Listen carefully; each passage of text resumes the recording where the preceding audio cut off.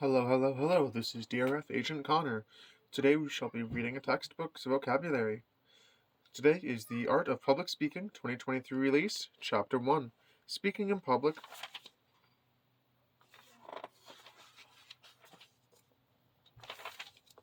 Stage fright. Anxiety over the prospect of giving a speech in front of an audience. Adrenaline. A hormone released into the bloodstream in response to physical or mental stress. Positive nervousness. Controlled nervousness that helps energize a speaker for his or her presentation. Visualization. Mental imaging in which speakers vividly picture themselves giving a successful presentation. Critical thinking. Focused, organized thinking about such things as the logical relationships among ideas, the soundness of evidence, and the differences between fact and opinion. Speaker. The person who is presenting an oral message to a listener. Message. Whatever a speaker communicates to someone else. Channel. The means by which a message is communicated. Listener. The person who receives the speaker's message. Frame of reference. The sum of a person's knowledge, experience, goals, values, and attitudes. No two people can have exactly the same frame of reference. Feedback. The messages, usually nonverbal, sent from a listener to a speaker. Interference. Anything that impedes the communication of a message. Interference can be external or internal to listeners. Situation. The time and place in which speech communication occurs. Ethnocentrism. The belief that one's own group or culture is superior to all other groups or cultures. That has been Chapter 1, Public Speaking. Now, moving on to Chapter 2, Ethics and Public Speaking. Ethics, the branch of philosophy that deals with issues of right and wrong in human affairs. Ethical decisions. Sound ethical decisions involve weighing a potential course of action against a set of ethical standards or guidelines. Name calling. The use of language to defame, demean, or degrade individuals or groups. Bill of Rights. The first 10 amendments of the United States. Plagiarism. Presenting another person's language or ideas as one's own. Global plagiarism. Stealing a speech entirely from a single source and passing it off as one's own. Patchwork plagiarism. Stealing ideas or language from 2 or 3 sources and passing them off as one's own. Incremental plagiarism. Failing to give credit for particular parts of a speech that are borrowed from other people. Paraphrase. To restate or summarize an author's ideas in one's own words.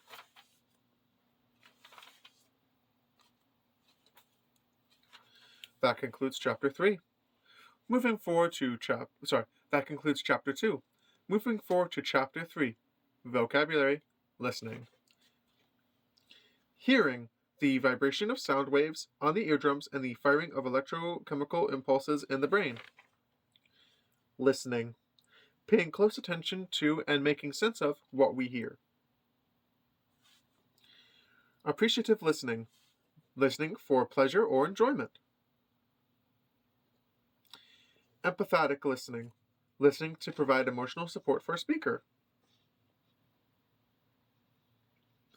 Comprehensive listening, listening to understanding the message of a speaker. Critical listening, listening to evaluate a message for purposes of accepting or rejecting it.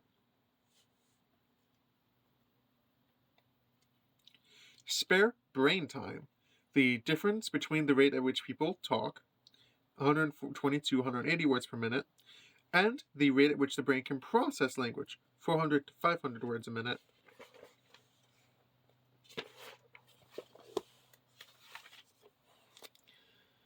Active listening. Giving undivided attention to a speaker in a genuine effort to understand the speaker's point of view.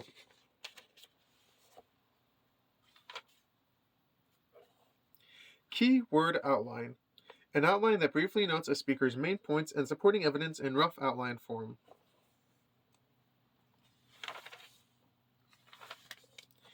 That is the conclusion of Chapter 3. Now, onwards to Chapter 4, Giving Your First Speech. Icebreaker speech. A speech early in the term designed to get students speaking in front of the class as soon as possible. Introduction. The opening section of a speech. Body. The main section of a speech. Chronological order. A method of speech organization in which the main points follow a time pattern. Topical order. A method of speech organization in which the main points divide the topic into logical and consistent subtopics. Main points. The major points developed in the body of a speech. Transition. A word or phrase that indicates when a speaker has finished one thought and is moving on to another. Conclusion. The final section of a speech. Extemporaneous speech. A carefully prepared and rehearsed speech that is presented from a brief set of notes. Gestures. Motions of a speaker's hands or arms during a speech. Eye contact. Direct visual contact with the eyes of another person.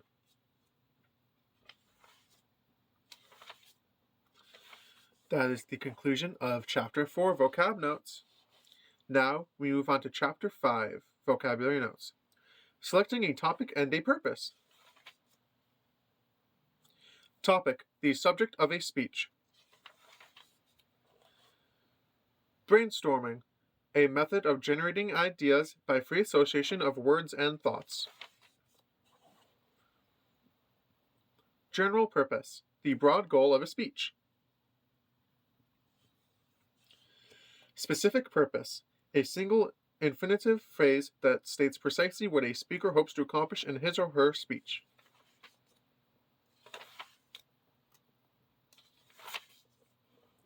Central idea.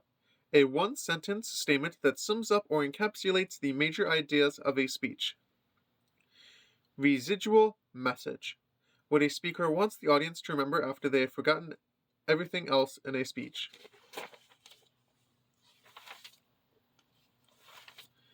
And that is the end of Chapter 5, Vocabulary. Thank you for joining me for Chapters 1 through 5 for the vocabulary for the art of public speaking. Until next time, this has been your friend, D.R.F-Agent Connor.